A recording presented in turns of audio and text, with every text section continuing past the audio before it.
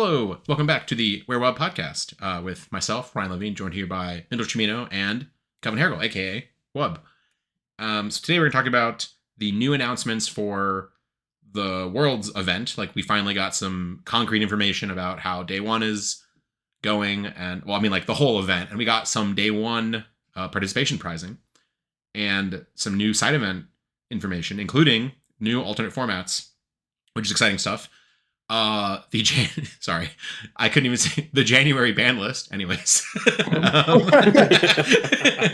Yes. and yeah. So okay, I mean, The second most disappointing thing to happen on January 6th. Okay, let's get that out of the way first. There were no changes. I think that's whatever. Like I'm not, I'm not lighting my torches on fire and raising my pitchforks.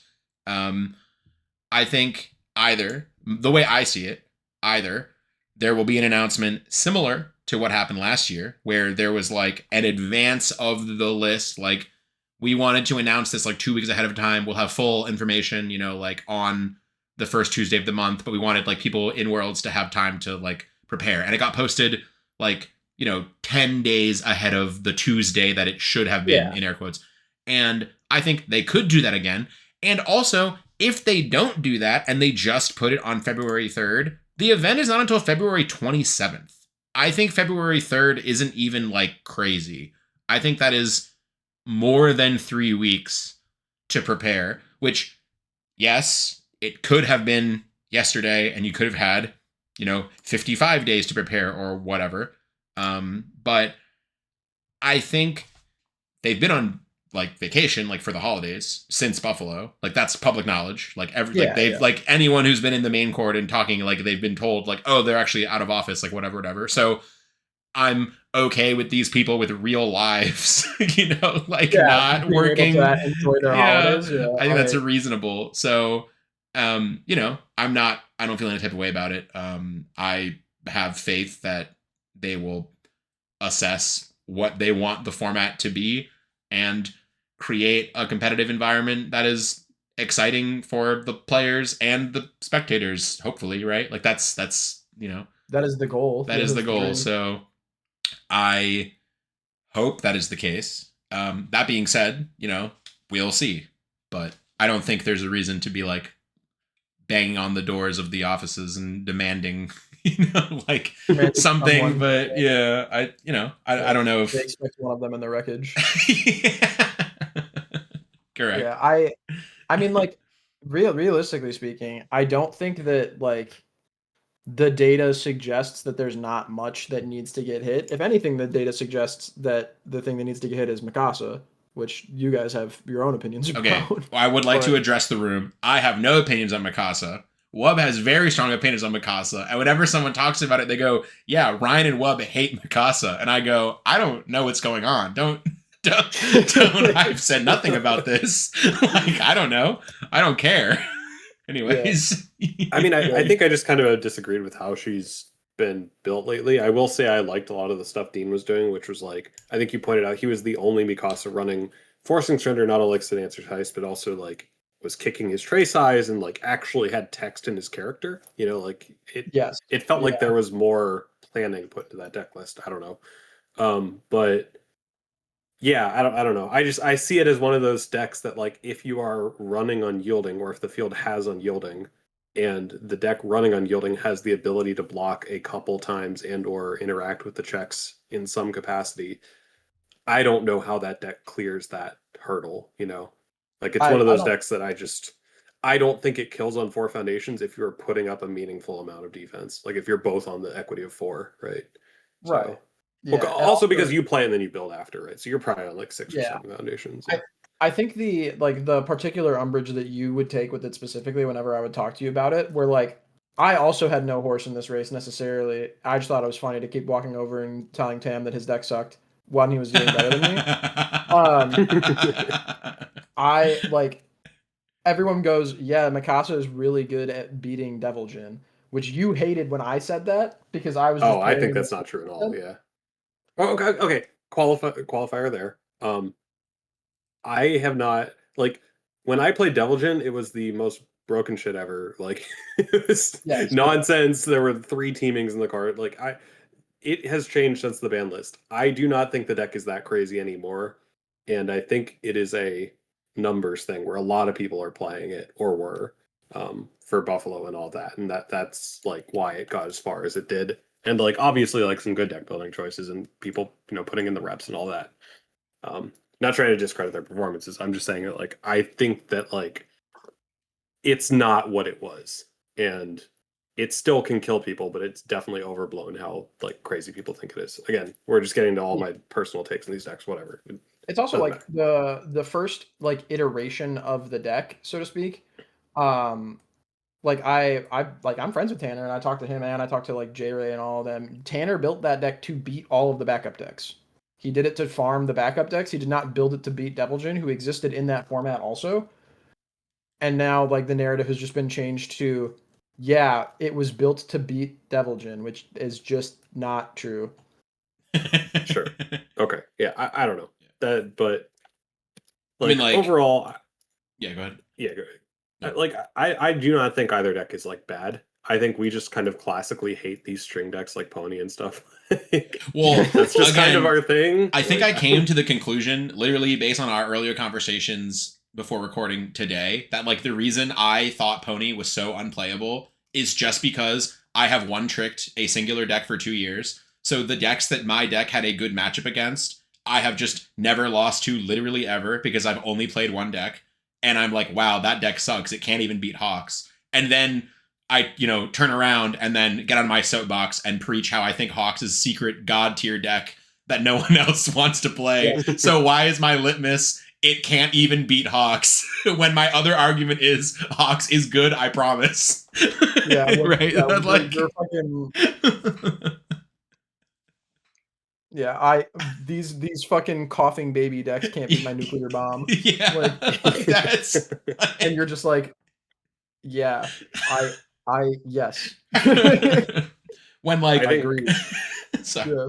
a lot of my takes on these decks are also a little bit more from like I think we tend to be a bit more risk averse players and like not play like I don't know like 3 diffs and 2 checks and stuff that like Pony players have done in the past.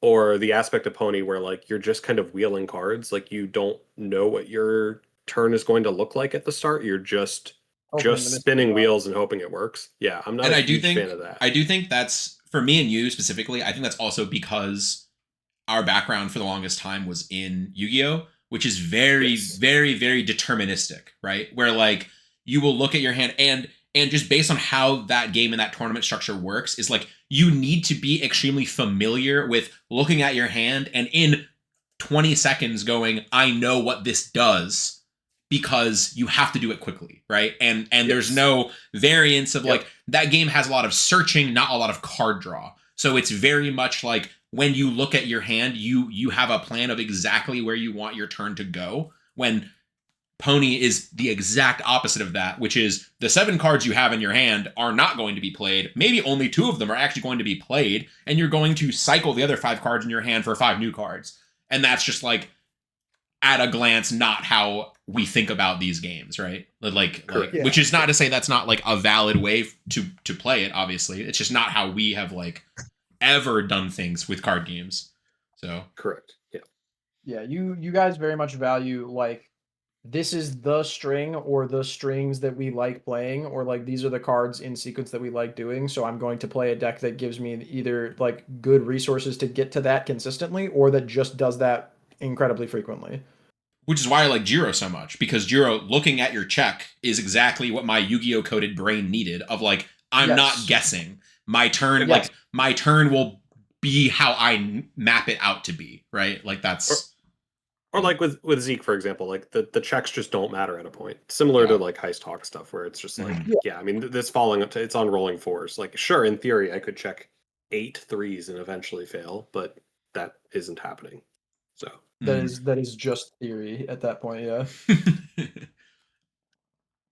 yeah, so maybe I think you're right though. I think like the background does explain a lot of why we approach things the way we do. But yeah, long and short of it, I'm not a huge Mikasa believer or current Deviljin. I think I mean, the deck is fine. I think it's kind of overstayed its welcome. And there's, especially with the KOF stuff, that like no symbols for Devil Jin, right? Correct. Or almost yes. none? Yeah. No Yeah, symbols. he's not getting anything. No so. symbols. And those KF cards are good. And I guess we can talk about that They're as well. really that, good. That wasn't one of our like topics, but I think we need to address it. And I have a lot of thoughts on those cards. Sure. But first, I guess I want to wheel it back like one step of about like my thoughts on Mikasa and Devil Jin. So Devil Jin, and again, this is also one of those things where like when I speak about these things also, I think it's like I forget that not everybody who I talk to in universes, I haven't known these people for 12 years like I have for all the Yu-Gi-Oh people. So when I say insane, outrageous things, they don't have the translator on.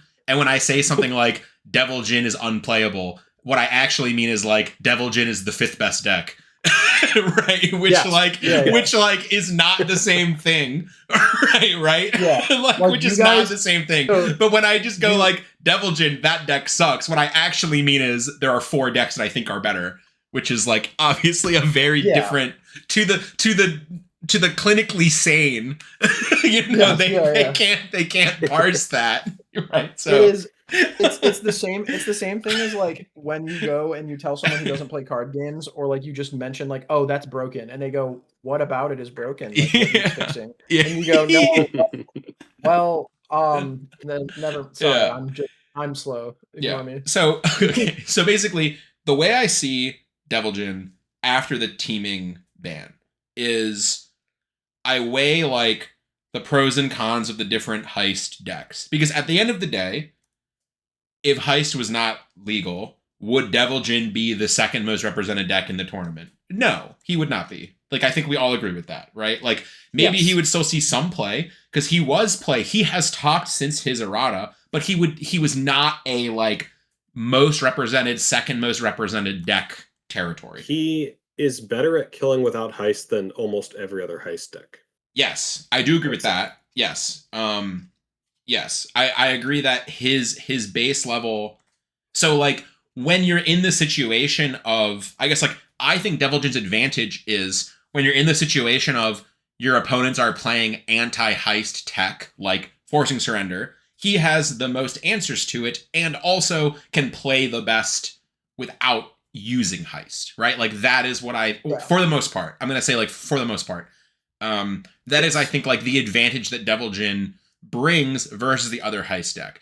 The disadvantage that I think Devil Jin brings is 5-hander. Not really. Usually he checks a 3, draws a card, so he has card draw on face, so he's like sort of a 5-hander, whatever. The actual disadvantage that I think he has versus the other heist decks, which the 2 heist decks I will consider the other heist decks at this point are Hawks and Overhaul. Overhaul, I don't even think quite falls into this category the same level Hawks does, but like he can't, like Devil Jin cannot block to save his life. He refuses to block. Even you're right, like he can't do it. It's not possible. And not even to say that the way that the Hawks heist deck is built now, it's not like the defensive juggernaut that it was like circa, nationals of last year with Absorbed Energy Strike, VME, like chain blocking, -4 speed, everything, changing zone, getting momentum. Like you just couldn't hit that deck a lot of the time. That's not what happens now. But still, Hawks will probably block one of your moves. If you had a -speed card, he'll probably block 2 of them. And his ability on his face, if he checked a Hawk's Feather in the first 2 turns, is your attack is 0 damage. If he goes, well, I'm tapped out, Feather in card pool, -7 speed, flip it, now it's 0, that your attack did 0 damage. And if he's doing block twice, make an attack 0, or even just block once, make an attack 0, you probably need 2 to 3 attacking turns to kill him, right? He does not have 27 health. Like Devil Jin has, not even Devil Jin takes an extra attack or 2 to kill him because of his health total being larger. Hawks needs 5, like probably actually 5 more attacks need to be played to kill Hawks than to kill a Devil Jin. Not in one turn, but over the course of the game, based on how his defense interacts. So even if you have a harder time activating equipment heist, as in you need to have checked feathers instead of just checking any attack, you get the extra turn or 2 on average to set that up. And when you do set it up, I do think the Hawks heist turn most of the time is like borderline unfailable when you have the feathers set up. Which Deviljin, he is really, really good at beating, like, forcing surrender, like, Kraken, putting Goblin Bolt. Like, he's really good at beating the cards that beat Heist. But I think unlike Hawks, he's worse at beating the, like, actual defensive tools. Like, he's worse at fighting through multiple runaways or breaker or whatever, because he is, even though he can make one of his checks not matter, essentially, he is eventually going to be playing cards on a 7, on an 8, right? Which Hawks is not doing. Hawks is going on a 4, on a 4, on a 3, on a 3, like something like that. So, and Overhaul is whatever. Overhaul gets to ignore progressive once per turn. That one is, and he gets to play some defense, but I'm not going to put him in the same category as Hawks as far as, like, defense is concerned, as the decks are built right now. But I think, like, the reason Mikasa is perceived to do so well against this Deviljin deck now is, like, when Mikasa plays a billion attacks in a turn, Hawks is probably, I'm like, you can watch my feature matches, I guess, where I played it, or my feature match where I played against Mikasa, and then I played a 90-minute match against Dean in top 8, where, like, Hawks will block a couple of the attacks or have some block trick maybe if they didn't draw a Dark Ward.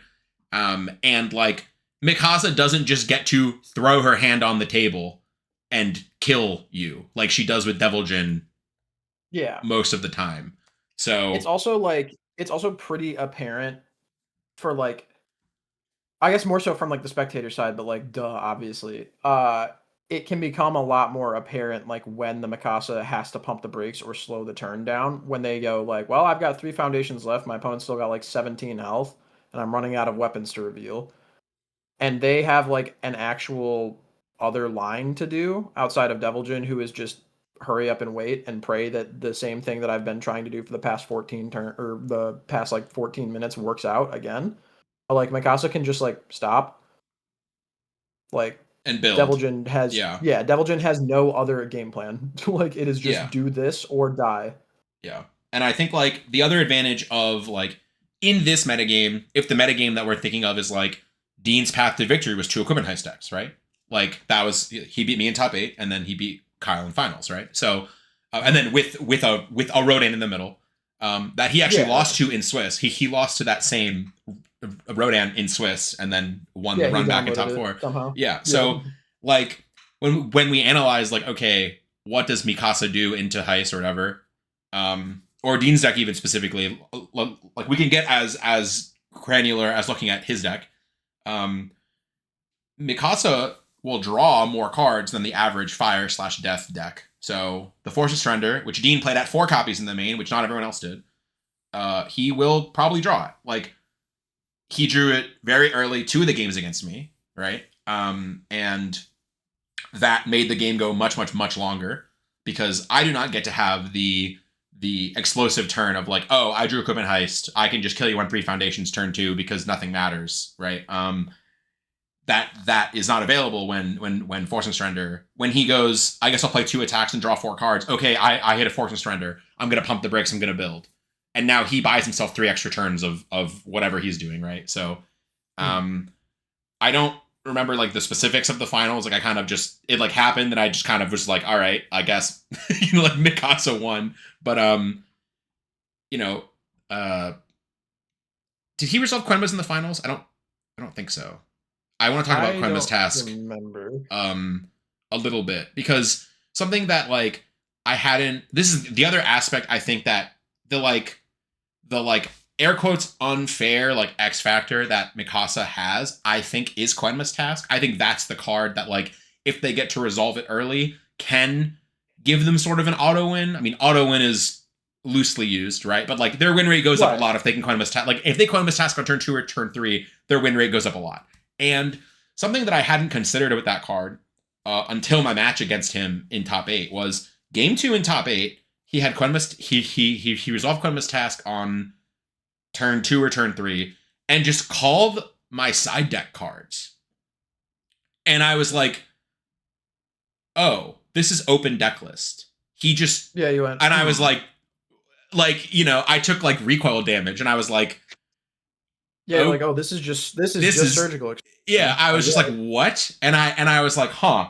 And, like, the more I think about Quenma's task, the more like previously, like when open deck lists were in Top Cut, that was always an option in Top Cut specifically. But when I think about how Koenma's task works in a deck like Mikasa, when there's open deck lists in Swiss, that is insane. And I am like, I've mentioned this many times previously. I don't think open deck lists in Swiss should be a thing. I think it's actually insane that we do that. However, it is in the policy document, so we do it, and you should know, and you should build your deck accordingly because you should know, Swiss's open deck list. But like Koenma's task in an open deck list Swiss format is actually disgusting, and I am like leaning of the opinion that like those two things shouldn't be true at the same time. Like Koenma's task should not be legal if we have open deck lists in Swiss. I think that's actually ridiculous. And it's possible. I also don't think we should have open deck lists in Swiss. Way back at the beginning of this, it's possible way back at the beginning of this year when Justin got second with me with Koenma's task, and everyone was like, "Are they gonna have to ban Mitch because of Koenma's task, or are they gonna have to ban Koenma's task?" You should have just held your tongue and been like, "Yes." I should, because I thought that was a ridiculous thing when people were saying that. But like now that I've thought about it more, and we have open deckless Swiss format, and like I've just been, that's kind of been like my big like unironically my biggest takeaway from Buffalo has actually been, I don't think Koenma's task should be legal in an open deckless format. I think, and this is like so in game 2 he played it, and he called Ice Sword Execution, and I had already drawn one, so he didn't get all of them out of my deck. But like when he called Ice Sword Execution, like he called Ice Sword Execution, and then like I think he ended up getting like one of his attacks, like whichever attack he had checked the fewest of, which was like the gravity beam thing. I think I made a joke like, wow, you can just go Koenma's call Ice Sword Execution and then call Forcing Surrender and just search all 4 Forcing Surrenders and get rid of Ice Sword Execution. And then I said it as a joke, and then I thought about it more, and I was like, wait a minute. Yeah, that might actually like be good. Like that might actually be crazy. That's checkmate in 2 moves. Yeah, what? And I thought about it more, and I was like, huh. But and then actually that ended up actually being the game in our match I won without equipment heist, because I put together some setting the standard, like, 8 feathers in 1 turn, like nonsense. But which is the other way that Hawks can still win the game, is when he does that. But I'm not 100% sold on the idea of like that. I'm currently lobbying to Congress that Mutant Machine should be banned before Worlds. That is my current still my stance. I'm not super certain about the Quenma's thing, but it's just the sort of thing that like when he called a card from my side deck before I had played it because it was open deck list, it was the type of thing where I was like, this is dangerous. Like, this is a dangerous tool to exist, and I'm not sure how I feel about it. So I want that out in the world, and I want the discussion to begin. How do we feel about the existence of a card like Koenma's Task in an open deck list format? I want that out there. So, sure. Yeah, I don't know. That's what I got about that. But you're probably the only person to really be specifically complaining about Task, right? So, well, I'm not even sure it's a complaint. I think it's just like I'm not even. I haven't quite decided if this is a complaint. Yeah. This is just more of a like. Is this intended? Here's my thing, right? It's like, I think that Koenma's Task as a card is never actually good unless you're doing something unfair with it. And when you're doing something unfair with it, it's like very blatant, like, this is probably too much, right?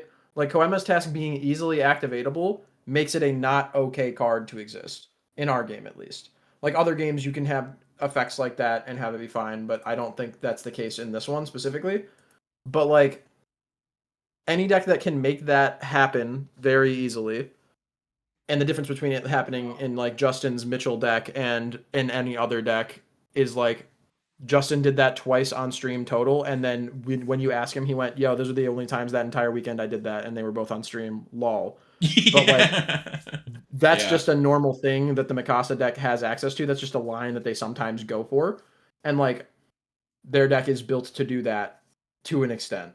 So like, I don't know. It's the same thing with like, it's the same problem that people have with like Mutant Machine, kind of, but in a different like it's manifesting in a different way. Where like that card was built to be cheated into play, and when you try to play it, actually, it's not good.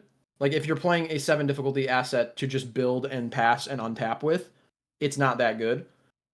And when you're playing like, you know, Koenma's to maybe get to resolve it once every couple of rounds, it's not that good. But when you can like facilitate it that frequently, it's pretty fucked. I think it's specifically when you take the guesswork out of it. I think that's what I'm getting at. Is like I actually think if you just have like a knowledge of the format and you like that is a player skill of just like a knowledge of the format. And it is very, very possible that if it was not open deck list, Dean would have assessed that he probably is one of the people that have looked at my decks from previous events. Yeah. And probably honestly would have probably still called Ice Sword Execution in that situation. Yeah. However, it feels, and maybe this is more of a complaint about the open deck list thing than of Koenma's, now that I'm thinking about it. I think it is unfortunate that he wasn't allowed to have that skill expression because it was removed from the game because the deck lists are open. And his knowledge of my deck and his knowledge of the card pool was rendered irrelevant because he just got to look at it. And I do still think I truly believe he would have called Ice Sword Execution in that same situation, even in a closed deck list format. I think he would have anyway. Yeah, because I think he is good and knows what's going on. Yeah, Dean's fucking nice. But also like the way that would work out anyways, even if he did quote unquote whiff on his first one, is he would just look at your deck after that and then call. No, it does. No, it's the whole. Do you remember the finals of Denver? It's like you don't actually look at their deck. It's like you give them an instruction we had a judge call about that, and like eventually it was like I removed it, and like the judge verified, and they're like, yeah, we're not having your opponent like look at your deck, and I'm like, yeah, I guess that does make sense, and like it is an open decklist format. So when I removed one from my deck, and he knows I only have 2 in my side deck, he's like, well, you're either blatantly cheating me or there's one in your hand. Then I'm like, there's one in my hand. Yeah, like there's one in my hand, like I promise. You're like in front of a judge. Yeah. Or there's one in your hand. Yeah, exactly. So, it was but yeah. Interesting. But yes, that is kind of I actually think that maybe this is pivoted from Koenma's is broken to why do we have open deck lists? Actually, it's dumb. And no other game on Earth does this for Swiss. Yeah, I don't know. Just don't think too much about it. Yeah, it's okay. It's all right. It's fine. It's fine. Uh-huh. I mean, so if we get the dream ban list, haha, whatever, laugh if you want, of like, I'm assuming it's Mutant Machine. Is there another card or character that we would be worried about at that point? I guess at that point, what do you mean, right? Because like I'm worried about a handful of cards right now, and I would prefer to not play with them in the Worlds format, but I don't think they like will be or need to be necessarily banned. I think the only card that probably needs to be banned going into Worlds is Massive Mutant Machine, just because like it's very samey, it's broken, and it's annoying. And we've been playing with it for like half a year, and it's been doing the same thing for the entire half of the year. But like, there are definitely other cards that I would prefer not to exist. Like, I don't love playing into any heist deck just for like time economy in terms of a turn. I don't love playing into like any of the what are they called? Unyielding decks. Not a huge fan of. Yeah, Unyielding, actually, I'm gonna let you finish, but I actually forgot when we were gonna record this like a week or two ago, I wrote a whole thing on Unyielding that I want to talk about, but you can finish your thoughts, good. obviously. That was mostly my thought, was there's a bunch of cards that I think are annoying that I don't want to play against, but I think the only one that needs to be banned is Mutant Machine. Yeah. Yeah, I don't know. I actually don't know if I would have wanted Mutant Machine banned prior to KOF, but I think revealing Team Hero XV is just like too much. That to me is kind of the breaking point where I'm like, okay, fine. Like this is Yeah, like yes, like all memes of Kuragiri aside, even just like the very very limited testing that like I played a handful of games with that, with putting that card in Hawks, and like Team Hero 15 is a one high block, which is Hawks loves high blocks because he makes things high. It's an asset for equipment heist that is simultaneously builds a foundation. So if you draw it in your opening hand, you can just play it, and it's not a brick. It's not a mutant machine or a Dottie or like a card that does literally nothing, right? It's like it's just a foundation essentially. And then during your combo turn, it's many foundation. It's actually every foundation you can imagine. Any foundation that you plus 2 damage, like yes, on everything. Yes, it becomes plus 2 damage very quickly when you have incompatible quirks and feather control in your deck. And it was just like that card. What I simultaneously like and don't like about that card is when this card is legal and we start playing the decks with Mutant Machine and Team Hero 15 in them at the same time, I do think it is the tipping point where it is backbreaking, where it is like, if you, even through my pleas, did not think Hawks was actually a good deck, I promise you, when you see me play it with Team Hero 15 in it, you will finally believe me that like this deck is absurd.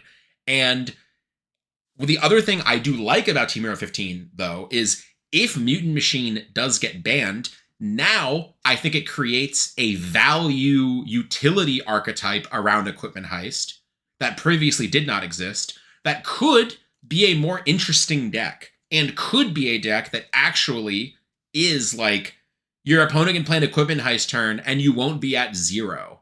You will not be at 0 life guaranteed. They will just play a couple of attacks and build a couple of foundations and create some sort of setup or create some sort of machine that will eventually win them a game through other means than just, I'm going to slap 15/15 on my moves this turn. And I think that is like marginally exciting. And like, it sucks that the only format that this has to be is like the most important tournament of the year. So if these things are too crazy and create insane non-games, if it was just a regional number 4 of the year being air quotes ruined by this crazy combo, I don't think it would even really matter as much. But the fact that it's the potential of like, what if the world championship is just like, what if somebody wins worlds with the Kuragiri deck that like writes doom in the code of UVS cards, like it just like, what if something happens and someone just deletes the stream VOD with their Kuragiri deck? Like what, Yeah, they just perform Cold Fusion and Kuragiri is somehow the champion. Like, is that okay? I probably not. Like, I probably don't want that. I wouldn't be thrilled. Yeah. So that's kind of how I feel about it, where like I would at this point, I mean, I already want a Mutant Machine ban. I made that no secret, but I think now, like I think that's like Team Hero 15, I think kind of pushes it over the edge. If it was not already over the edge, I think it I think it Sparta kicks it over the edge. Directly, yes. Yeah. As far flung from the edge as you possibly can get. Yeah. Yeah. Okay, so here are my notes on unyielding that I wrote. When did I write these? I wrote these on December 27th. So do that as you will. So I think we agree the design intent. I guess I'm not going to say this with definity because I was not in the room when this card was written, but my guess of what this card probably was designed to do is, mental load. Like, relieve mental load by removing actions from the board, like removing legal game actions from the board. It's a wall breaker, right? Allegedly, against these decks that build to like 12. And it simplifies game states so games can end. In reality, I have found the actual opposite to be how this card plays out. It does not, like, Unyielding does not end the game when it's played or, like, bring the game closer to conclusion. It does the exact opposite. It actually resets the game and just makes it take longer. Because either decks function well with 4 foundations, like the backup decks, the Equipment Heist decks, aggro, who doesn't care how many foundations. I wrote Rodan, ? Because I'm pretty sure we saw on stream, who was playing Unyielding on stream against the Ymir that just resolved it like 28 times? Was that Rodan that was playing Unyielding? Or was it Krista? Do you remember? Oh man, it might have been Krista. That was where, like, it was TC. on Ymir. On Ymir, yeah. And it was one of the High brothers playing Rodan. Yeah. Okay, yeah. So I wrote Rodan question mark, just because Rodan resetting to 4 foundations actually still means they can block because they just -2 to 4 speed every move for free while committed already. So so we either have decks that function on 4 foundations, where like I got unyielding sometimes and just played equipment heist and it checked to 5, and then I went, oh, you're dead, doesn't matter. And like, sure, man. It's over. Like, it's whatever. And now either, as I said, the decks function with the foundations and the game ends, or they don't function with 4 foundations. Like, they're not designed to be able to play with 4 foundations. And now the game takes 2 to 3 extra turns as that deck has to rebuild back up to a stage where it can actually win the game. Or it creates our least favorite moments of shrugging, saying, I have no choice, I have to win right now, because you just got unyielding and then you drew all attacks, and then you check a 3 and you lose instantly through no decisions of your own, right? Like, that's like, those are like the most feel bad moments. Like, when you make a calculated risk and you check poorly, that is like okay, of just like, there was risk assessment there. Like, you checked poorly, you could have stopped and built. In the situations with like Godzilla form or unyielding resetting the stage, where like you've been trying to be a good noodle, you've been trying to take it slow and build a stage and like play the game, and then your opponent just literally has a tantrum and flips the table and gets rid of all your pieces, and then you draw attacks and you check bad and lose through no fault of your own.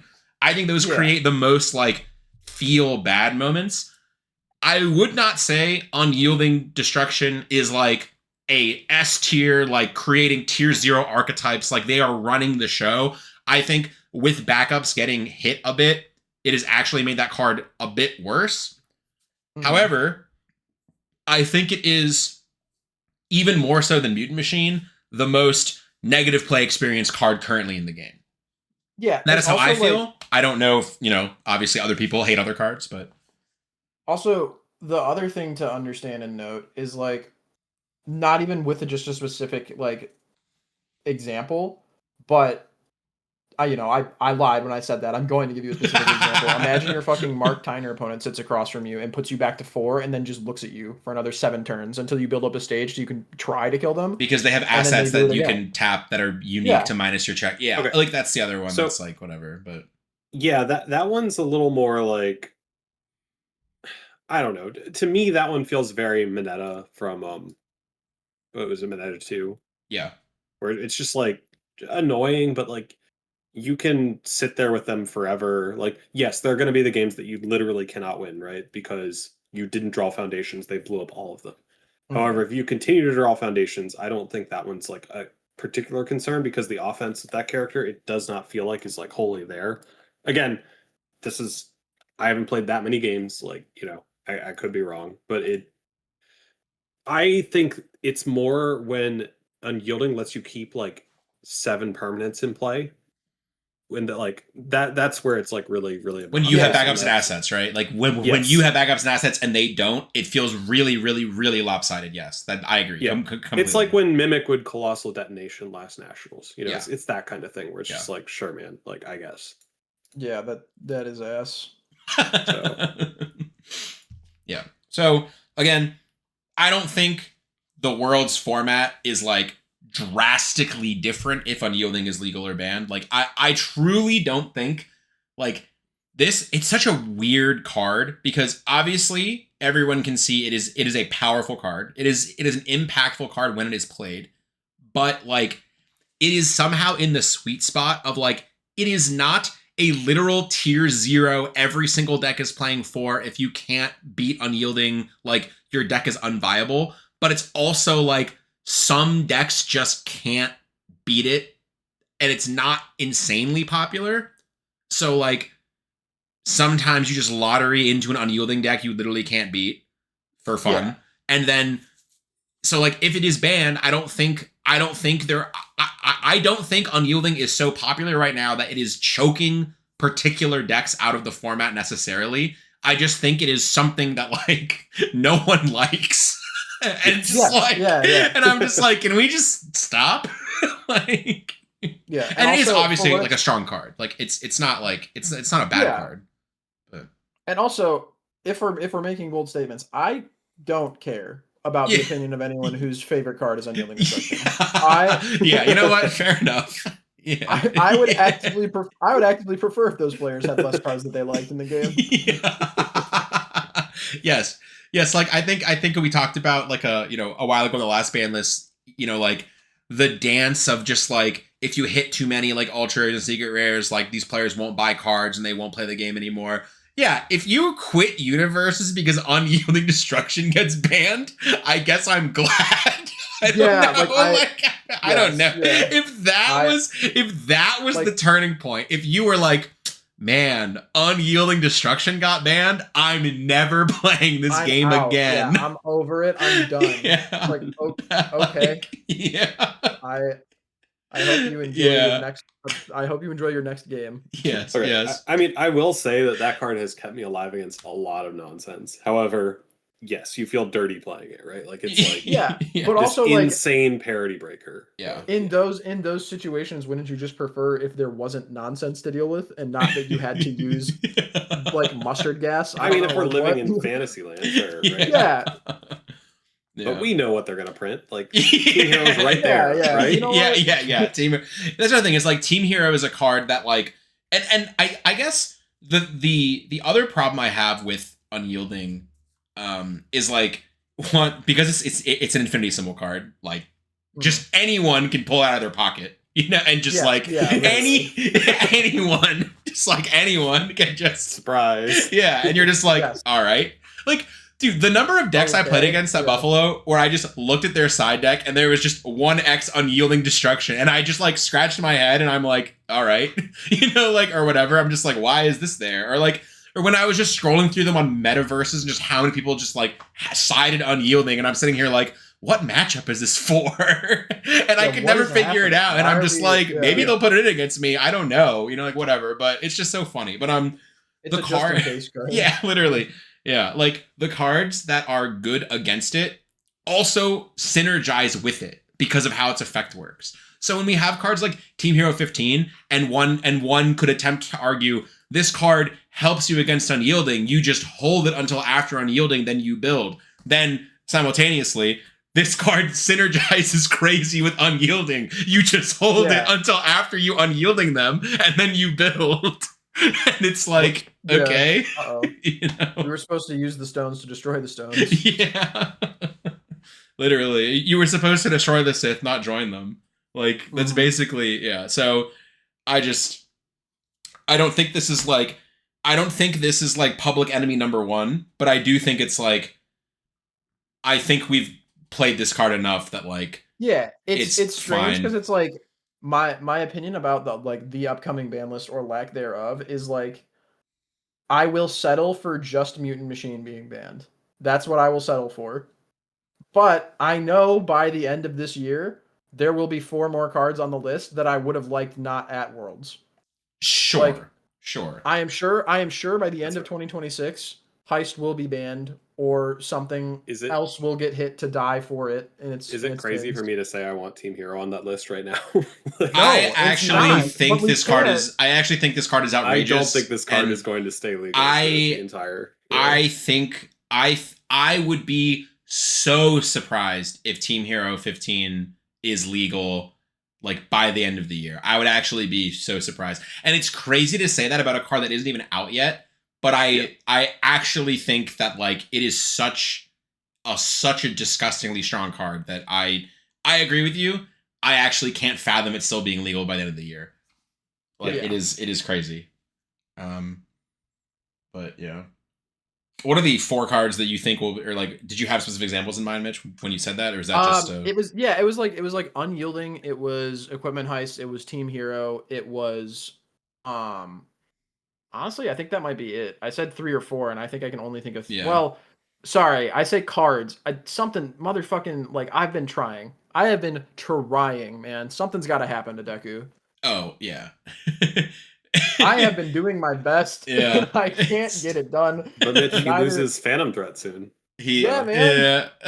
Yeah. He loses Sorry. Phantom Threat. He loses Phantom Threat, but he gets to keep 4 difficulty Phantom Threat, and he gets to keep really bad Phantom Threat, and he gets to keep this other flash attack that has ranged on it. And I don't Yeah, know, I don't think man. anyone likes Wingnuts either. Like, Yeah. I put that card in I know, and like, Oh, that sounds really obnoxious. It's just determined advance. Yeah. It's like a stronger determined advance. Just like, you can't touch this. You can't do anything actually. Yeah.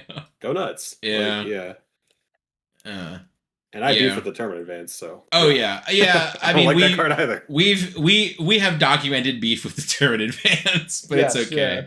I mean, I think I just have documented beef with cards you can't interact with. Like, like you can put as many stats as you want on a card. Like, there are safeguards in the game to defeat that, and then until there aren't, right? Like, similarly with like Sports Festival, like that like whole combo where it was like, oh, I can't.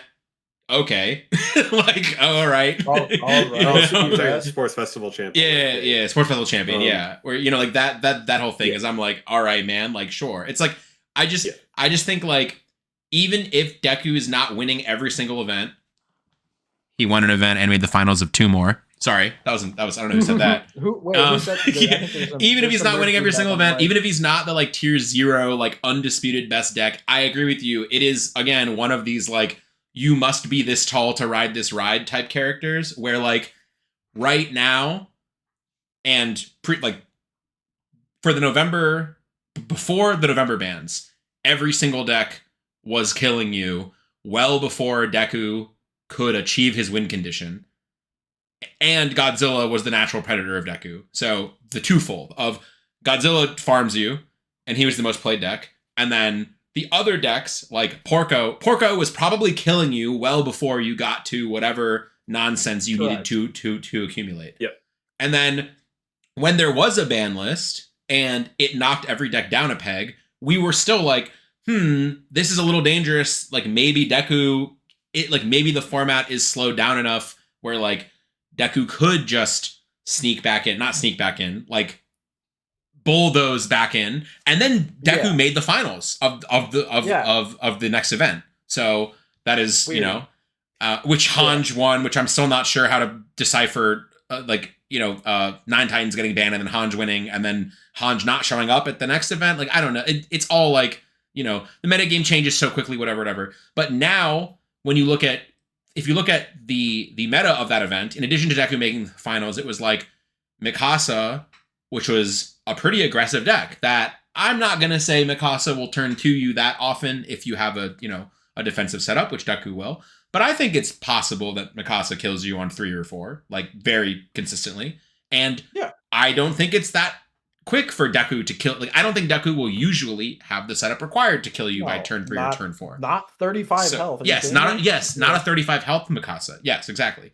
So now we're back, and then we're back into Devil Jin is still a viable deck, and Overhaul Equipment Heist exists, and Hawk's Equipment Heist. Like, we have played, like, that might have been the match that made you stop playing Deku, honestly, was when we played that matchup, and you were like, which is funny, because when we originally tested Hawks vs. Deku before all this, I stopped playing that deck because I thought it was a literal unwinnable matchup, and then Equipment Heist came out, and then now we think that Deku literally can never beat Hawks ever.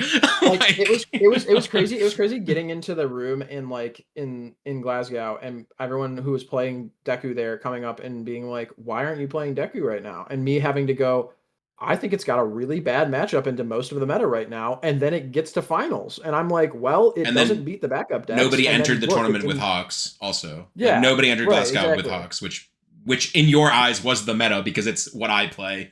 Yeah, so here we are. But yeah, in my eyes, the meta was like Devil Jin and backup decks. Yeah. And I was like, well, Midoriya doesn't actually have that great of a matchup into either of these, because when I say backup decks, I either mean specifically Wub on Zeke or everybody else on Hanj, because no one wants to play Zeke anymore for some reason, and they pick Hanj. And Hanj plays like 8 redundant copies of "You cannot flash kill me" against Deku. And Deku goes, "Well, that's kind of all I got, man." Yeah. Which it's a little fucked up that you would do that to me. Yeah. Which also to say, if we do have Mutant Machine ban and Unyielding ban. Like, this is just hypothetical of just like, what do we think could happen? What is the most likely things to happen? I'm not saying Mutant Machine Unyielding is the most likely to happen, but like, if we were to make, like a money line for it, it wouldn't be crazy. Like, it's like very possible that's what happens. Is that an environment where Deku would finally be overbearing? Like, maybe I did just say Unyielding is not keeping any decks out of the format.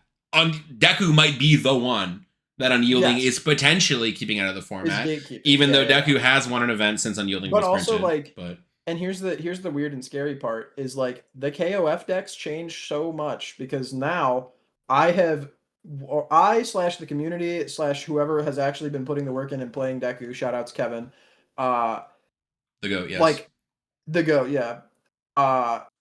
Like, you don't just have to play him this way. You can stop trying to one-shot people and just play the broken character with 5 symbols with fucking insane effects on both sides of his character.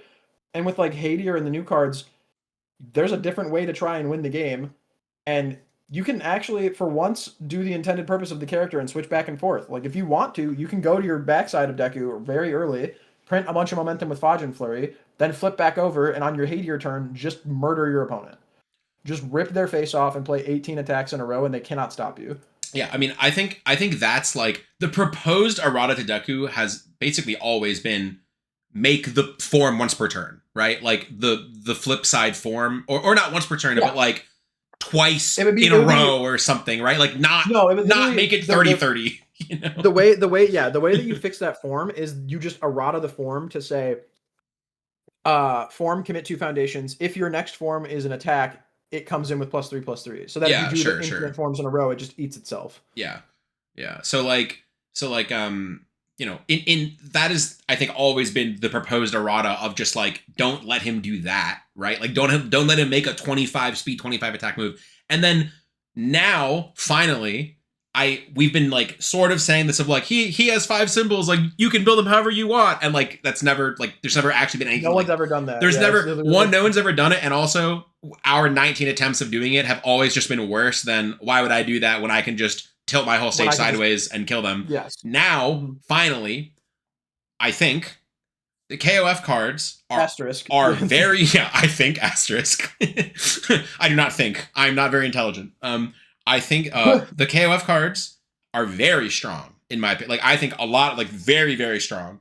And Deku gets to play all of them. He has 5 symbols and conveniently has good, air, life, and void all at the same time. What? And water just got a tremendous amount of support in Guilty Gear. There are crazy water cards in Guilty Gear. That symbol has been, sorry, I almost said drowning but I decided, that symbol has been floundering. Why do all these expressions have so much hate towards aquatic life? That symbol has been starving, for a while. But like, if you combine the broken Guilty Gear water cards, all 4 symbols of KOF, like, let our powers combine to water Deku. Like, there's probably something insane there this time. Finally, I mean it. And like, and also, it's just fine. Dude, like, sidebar, also, I think one of the most underrated well, not even underrated, I think like the real ones know. I'm pretty sure Scales of Juno is crazy. Scales of Juno is really very strong. Really good. It's very, very I think that card is very good. Really fucking good. Yeah, it's just on symbols that are underplayed, because those symbols, and like, it's not enough. Like, you're not going to play those symbols like, oh, I gotta play Scales of Juno. Like, I gotta switch to water and make my deck 15 cards worse. You aren't. Yeah. Well, I mean, the thing on Scales of Juno though is like, it's on Void, right? Yeah. So. Oh yeah. Void is very real. Yeah. So, yeah.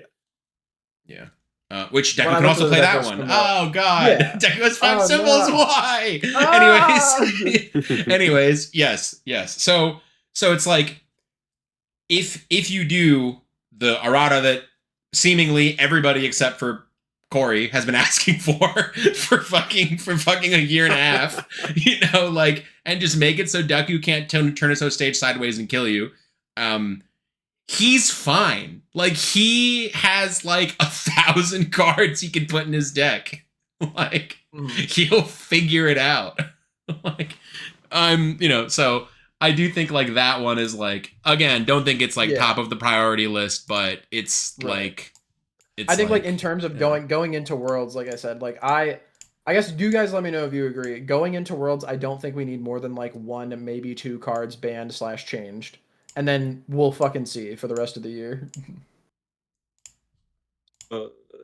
Yeah, I don't know. I think I need to play with the KOF cards more, honestly. I think that's kind of where I'm at. Sure, Like, sure. There's a lot in those cards. Okay, sorry. And it's cool. I need to just say this. Deku's total card pool, not all at the same time, because you cannot play all of the, like, you do have to pick a symbol, but a lot of these are attuned, so a lot of these at the same time, not counting KOF, the total number of cards Deku can play in his deck legally is 1,452. Jesus That Christ. is how many different cards can legally be in different Deku decks with 5 symbols. That's insane. I promise there is a deck there somewhere. I promise if Deku is your favorite character and he gets errated a little bit so you just can't put 20/20 on a move, I promise there is a deck there. You can find it. I believe in you. Listen, people at home, do your own research. You don't have to listen to our conclusions. I am the only I originated the 2020 Deku thing. Like, don't listen to me. I like doing that. It's not actually that crazy half the time. It's just no one plays answers to it, and then I'll show up and people are like, "Are you doing the thing?" And I'm like, "Uh-huh." And they're like, "I hope I don't play you." And I'm like, "Mm-hmm." And then it winds up happening, and they go, "Damn, someone should probably do something about Deku." And then I'll play something else for an event, and then I'll come back. It's like you could just play the guy on his front side, where you're giving -3 and +3 to every move and blanking 1 attack per turn. Who's another character that does that a niche person that only plays that sees success with? Oh, hello, Hawks. Like, what's going on? Like, like just do something. Like, it's fine, man. Like, you can play whatever you want. Yeah. Okay. Phil came up to me in Scotland and he said, "Fuck you." And I said, "What did I do?" And he pointed to like 10 people playing Deku in the room, and I was like, "That's not really my fault, kinda." And he goes, "The way they're playing it is." Yeah. Phil is the one person in the world who will ground me at all times, because he constantly says, "It's crazy how one-dimensional you made a character with 5 symbols." 5 symbols and 2 sides. Yeah. Okay. Anyways. And I was like, haha. Yeah. All right. Okay, Wub, what do you got? So we've talked about Deku for like 10 minutes, and I think we also didn't address the the wide awake problem with him, maybe. Yeah. Oh yeah. Yeah. So that's probably the biggest thing, I think, regardless of what happens to Mutant Machine. That's like the most. So for people who don't know, wide awake is a 2 foundation. You might have skipped over it in the KOF review. Checks a 6. It does check a 6. Doesn't flip or anything for cost. It says response after 1 or more of your cards are sealed. I'll pull it up. After your rival seals 1 or more of your cards, unseal 1 of them and seal this card. And the way it is worded is it works on things that are sealed in your card pool. So when they filled without your Phantom Threat that would kill them, you respond wide awake. And unseal the Phantom Threat that kills them. Unseal the Phantom Threat that kills them. Yes. Yeah. So. And it's attuned good. So, yep. And it's a 6 check. This card, although I will say, hang on. For Phantom Threat specifically, if you seal Phantom Threat and it gained flash from its response, when you seal then you unseal it, it won't be Phantom Threat specifically won't. Or wait a minute, or do you just have to trigger it? Can you then like trigger it a 5th time again? Oh yeah. So is that legal? Yeah. So what you don't do you don't do the 5th response, right? You first powerful. Yeah. So it hasn't gained flash yet. So okay. The 5th response is almost always powerful 3, draw a card, send it. Yeah. And by then you'll have checked for the thing. Filled with that, and you'll have so you will just first enhance give it flash. Okay. Very good. Very good. I Okay. will say, like, we needed to address that, but that is still okay, cool. Interesting. Yeah. However, your Deku I opponent could fuck that up. So, That's you know, very easily, yes. make them play it out. Smile. Yes, correct. Yeah. we are known haters of Filled Without, right? Like that card is frustrating. Yeah. But it's the kind of thing where, like, sure, for example, the closest example I can think of is like Determined Advance versus Speed. Like, let's say speed reduction was out of control. Determined Advance would be like, oh, this is something that combats the very oppressive speed, whatever, right? Like, you could view it that way. This feels like the same kind of thing where it's like, oh, thank God my attack can't be filled without it, until you're facing it down and it's like, nothing stops this. Yeah. Like, Yes. the yeah. answers don't function, and that's like not a direction I like. Yeah, I got my dramatic slash in my Mitchell deck in Scotland sealed 5 times against Rocco in one game.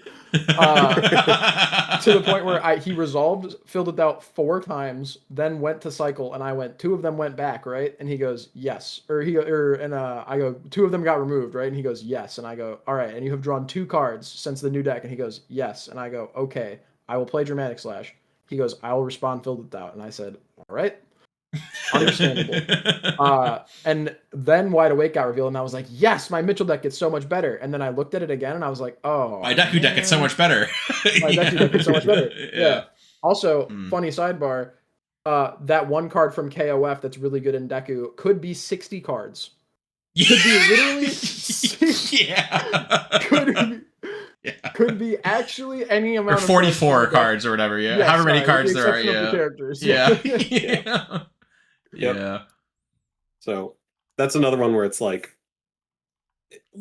if you dislike Filled with Doubt, which I think most people are frustrated by that card, it's not fun to play an attack with a lot of interesting text and lose it. It's cool to see this come out and be like, oh, this is an answer, until like the combo comes out that like you're trying to stop, and the answers you look at are easily answered, right? It's the same kind of thing.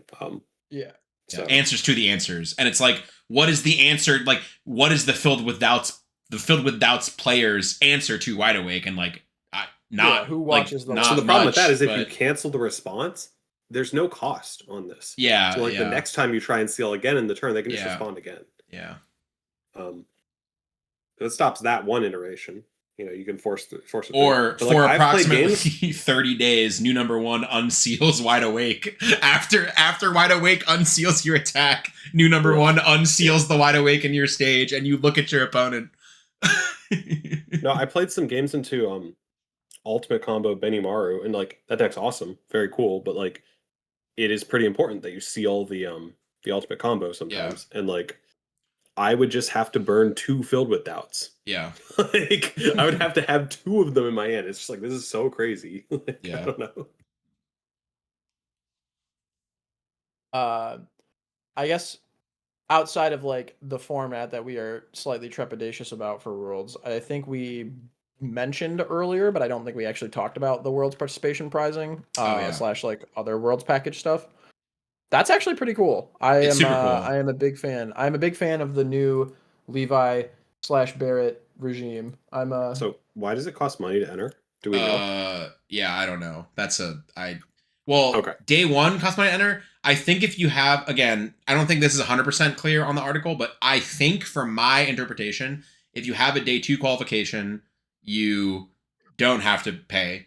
Like you were entered into the day 2 tournament. So but they won people who qualified too. Like they did something. They shouldn't be paying. So what I am gonna say is, yes, we have like internally like ourselves referred to day 1 as an LCQ, and like when I ended with 190 points, I was like, damn, I have to LCQ again, haha. Even though like technically this is day 1 of Worlds, then everyone referring to it as like, no, like you qualified for day 1. I'm like, right. I mean, yes, whatever. Yeah. And then it's like $50, please. I'm like, so it was an LCQ. Like I was right. Yeah. Like I am, so I don't know. I don't feel any like actual type of way about it. I think the thing I feel more type of way about is there was an $8 transaction fee when I paid $50 to enter. That's the one that I actually care about. I was like, damn, Card.io is sharking. Yeah. But like as far as the cost of entering the tournament, for me personally, I feel like this is a hobby. We've talked about this. Hobbies cost money. I think we've talked about this at this point, all the podcasts have blended together. I don't know how much detail I've gone into this or my thoughts of it. I'm okay with paying entry fees for tournaments, whatever. And this is a higher entry fee than normal. However, I do personally, if you don't feel this way, that's also fine. I personally feel like I am receiving items of equivalent value, or even I actually like think what you're getting is significant enough. If the entry was higher, I wouldn't even think it would be like outlandish. Like the bag, the deck box, the mat, and the pin is whatever. That actually to me is worthless, but it's fine. And then the 5 promos, which the inspiring song very reasonably will just be $40. Like inspired, like if you really do not care about any of this stuff, you can be handed your entry stuff, turn around and sell that inspiring song for $40. I guarantee you. Like guaranteed. Like you will, so I think it's in personally. Fact, if you would like to sell in fact, if you would like to, I know people that want them. Yeah. A bunch of people from my locals who are not going are like, man, I really want that inspiring song. Like, if you guys can, get some extra ones. I would like to leave with 4 of them for a friend of mine. I would like to leave with 4 of them for myself. Listening. I imagine they're going to be prize wall things too. So I know. So you guys, I don't have this luxury, but you guys can play side events on Friday. So while I am slumming it and I am sweating to play day 1, you guys can hopefully play some side events and get some more inspiring songs. I think inspiring song is like far and above the most appealing item from the announcement. So for sure. To the point that like if you remove the inspiring song and replace it with almost any other card in the entire game, I might even be sitting here like World's participation prizing is washed. But like I think I think the inspiring song is just so good and will just be guaranteed so much value that like, bro, if they charge me $100, I'd nod and just be like, sure. I'd just be like, sure, like whatever. I guess, like whatever. I'm not thrilled. I do like the Heaven or Hell. I think the only reason I'm not like praising the Heaven or Hell as much as I'm praising the inspiring song is just that Heaven or Hell already has 2 banger arts. So this one says participation on it and probably will just be non-foil. So even though I think this card looks really good, I just think the alternate art from the set looks better. So it's one of those things where like on a scale of 1 to 10, this Heaven or Hell is like an 8 out of 10.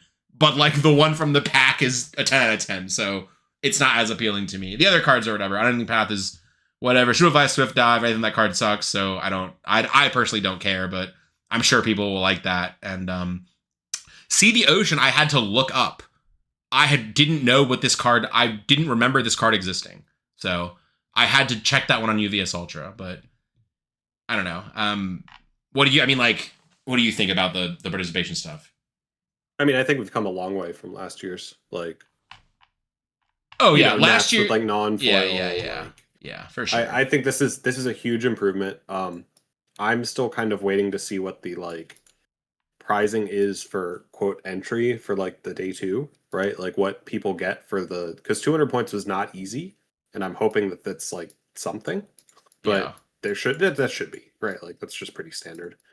And then obviously like the prizing for winning and all that stuff. I think last year when we saw like one of every Chrome, like the buzz was like really high for a few days. Like people were really excited. Yeah. I mean, I still think happened yet. Yeah, so. I still think the HLC prizing from the previous year was also like, again, I can say this from the point of the most privilege of anyone on planet Earth of my favorite character is Hawks, and I finished in the exact prizing bracket where I got 2 different top 8 Hawks cards. Which is a mat, which still to this day is the only Hawks mat that exists for universes, is the world's top 8 mat. So that's why they made you play that match. That's why you had to stop there. Yeah. So that is like actual just most Fantasyland Your like steak is too ending, juicy, like yeah. which Mitch, you remember I was like whatever, I'll just like lose in top 8, it's fine, and then somehow Yeah. that happened, like you know, Yes, so yeah, so it was like you willed it into existence somehow. yeah, so like you know whatever the comparison of the pricing for 2023 versus 20 or 2024 versus 2025 for me didn't really matter because I just like I had the Hawks glasses on that like there was nothing they could have given me the following year that I would have cared about just because like I beat the game already as far as I'm concerned. Like I got the world's top 8 Hawks alt art. That sounds like a made up sentence. Yeah. That sounds like it was made up, you know. So I accept. so, yeah. So like yeah, I don't know. I'm hoping it'll be every Chrome from the year again, right? Like that would make sense. That would be great. It does say, like, I think somewhere in the article it did say, what is the exact words? It says that's just the tip of the iceberg. I can't wait to give you all a sneak peek at the rest of the main event prizing. Our best players will be showered in boosters, prize wall items, placement stamped chrome cards, top cut mats, and even more universes themed swag. Whatever that means. Awesome. That basically covers everything. So yes, right. I think it does also say about the prize wall items and for all the true side event grinders, because this event seems like if you did not qualify, you should if you did not qualify, if you did not get 50 points, but you like this game and you like cool promos, you should still go because it says there are over 20 prize wall items and presumably they're all new because at Buffalo there was nothing.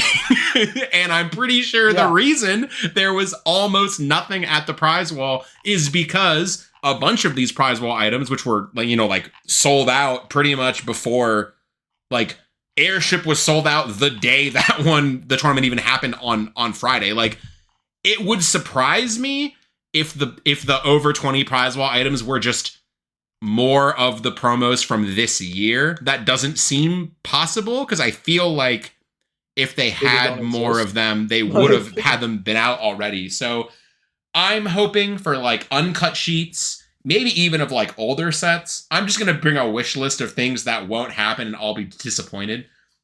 Do you remember the Jetburn Giant cards from Nationals that I didn't go to? Oh, yeah. 2023. Yeah. If they did that, but for like Guilty Gear, oh my God, I would go for the Giant Kai, like something like that, right? Like if they do anything like that, that would be super cool. They have been doing uncut sheets for every set now. So like I'm assuming there'll be a KOF uncut sheet. That would be cool too, right? Because they had a Guilty Gear uncut sheet. They had the Street Fighter uncut sheets. They had the TMNT uncut sheets. So I would imagine there's going to be a KOF uncut sheet. There is a Godzilla super pre-release on Saturday and on Sunday. So it wouldn't surprise me if there were some Godzilla set prize wall items, like something, right? Like that would make sense, right? Just to hype that set up as well, like the new set. Sure. So I am, I'm optimistic. I think it sounds great. I think the way I see it, this sounds like what regionals were advertised to be. Do you remember how last year, every single time anybody was like, hey, this event kind of sucked, somebody would be like, well, next year regionals will be great. And then like we went through the whole year of like, hey, these events were kind of mid. Like this is what we wanted, right? Like this is what it looks like. Like we haven't even talked about the alternate format, like Hero 2 format where MHA 1 onward. We can actually talk about that in more detail later. I think that'll be like a whole other episode. There's so much we have to talk about for that. Yeah. So, but I guess like I'll let you guys say your thing, but I'm over the moon with this. Even as someone who I am sick that like I was like 10 points off just having a day 2 and like, for various scheduling issues of like couldn't go to as many regionals as I wanted or like was literally working out of town weekends of my LCs. Like that sucks, but I'm excited to show up on Friday. I'm excited to play the day 1. I am, and even if I don't make it, I would love to play the Godzilla pre-releases. I would love to play Hero 2 format. Like there's just so much to do that like either way, I'll be happy, because if I make it to day 2, I might even be a little upset that I can't participate in the Godzilla pre-release and stuff like that, right? So Yep. Right. it is like, this truly seems like the premier event, and if they're like, their intention in the marketing has been like to make regionals a celebration of the game or whatever, this feels like that. This feels like a celebration. The crescendo of most of the My Hero era, right? Like, most of My Hero is going away after this event, and it looks like this will be I hope there's a big turnout. I hope people show up, even the ones that don't qualify. I hope people are there, because it sends a message that this is what we want, and they should do this again in the future. So anyways, someone else talk now. I was gonna say, I don't think there's really not much to say that you did not. I'm like, I'm actually thrilled. We can tackle that another time. That's the is stuff the form that's not to be said. Yeah, is about Hero 2. That is the format we should be supporting. Like, yeah. Because like, I guess, you know what? Actually, we're geniuses. We to peer behind the curtain, that I'm sure we've said it multiple times on other episodes before, we have a topics list for most of these. Whether or not we stick to them, notwithstanding. But our last topic is what we have labeled dunking on retro. And if we're talking about Hero 2 being the format we should care about, I'll start out.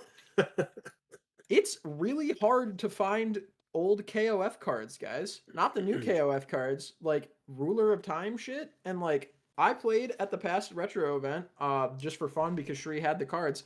I played Athena. To construct that deck, you must spend minimum $1,000 in the way that we had it completed, because the character is $300. Now, she is retro legal. She is not legal in Hero 2 because she did not attend UA high school. So I think it's a lot easier to sell people on a higher powered, like, legacy quote unquote format in a game when you don't have to find cards from like 15 years ago that 7 people have. So like, I am a big fan of Hero 2, the format, as an idea, and I have not played much of it, and I hope to change that. Are we doing this now? No. We can lead with that. I will say, of all of the, like, jokes aside, Tonic on retro, I think what I will leave with is, I think there is for sure an argument of people who just think retro is fun, and you like the format and you want it to be supported, and that is great. And I'm glad that you enjoy it, and I can't disprove your enjoyment of this. The argument that we will eventually, hopefully, I will articulate in the next episode is something along the lines of, the cards are impossible to obtain. Retro as a format, it's not really possible for it to grow because the cards are so unobtainable. And if Universe's biggest push in the recent years has been to get new IPs and attract people, to get new players to play the game, retro is not going to accomplish that, because the most powerful cards are so old and unobtainable. You can't really convince a new player to invest in it, when, as I just said earlier, the My Hero era is this is the crescendo with Jetburn and League of Villains and Undaunted Raid leaving. My Hero is still in the game, just with a much lower presence, and it is still a popular IP that a lot of people, including myself, entered the game because of. And that is, I think, an easier sell of, hey, you can play all the My Hero cards that are boxes of My Hero set 1 through 4 are like $20, like complete booster boxes. And the cards are sawdust. You can buy all of these cards for nothing. They are very accessible. I sold my living collection of the game to a friend of mine. And when I was pricing out sets 1 through 3 of My Hero, I was so sad about it. Yes.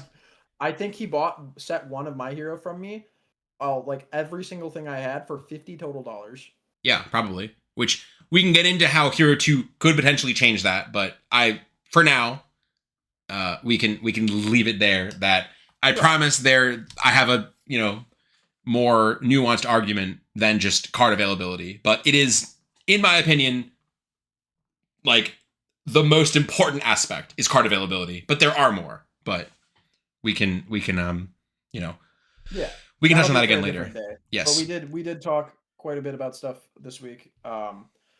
I think honestly, this is a good place to leave it off. I said basically all I wanted to say. Ryan said all he wanted to say. Wub had a lot of interesting stuff to talk about in terms of like I've heard other people ask through me to Wub that I have just never asked him because I didn't care enough. Where they're like, "What does Wub think about this specific deck or this matchup?" And I don't know. I like hearing your thoughts on that, and I like this being the platform for that. Sure. I mean, the games are open if you want to ask. It's yes. What you not can that mean, you I can promise. email Wub down below. Yes, down below. Inquiries will- sent to we will- askwherewub at gmail. Yeah. going creating it now. Yeah, we Yes. are including Wub's professional work email in the description of this episode. So please reach out. Okay. I won't be Please too reach mean out- unless please you reach share out on- any. So. Yeah, please reach out. Please reach out on Slack or Yes. mention him in the Notion board. Thank you. All right. Thank you all for listening. We'll see you next time.